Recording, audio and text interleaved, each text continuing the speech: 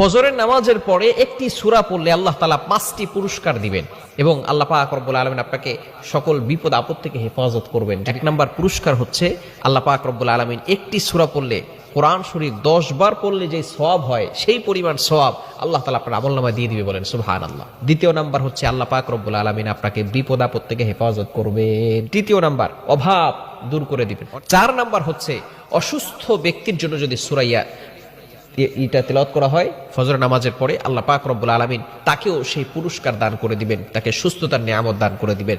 5 number হচ্ছে যে ব্যক্তি সূরা পড়বে আল্লাহ পাক রব্বুল আলামিন এই সূরা তাকে শাফায়াত করে জান্নাতের ব্যবস্থা করে দিবেন। এই সূরাটি হচ্ছে সূরাতুল ইয়াসিন, চমৎকার একটি সূরা। এই সূরা হচ্ছে পবিত্র কোরআনুল কারীমের ভিতরে 22 নম্বর পারার 19 নম্বর পৃষ্ঠায় রয়েছে।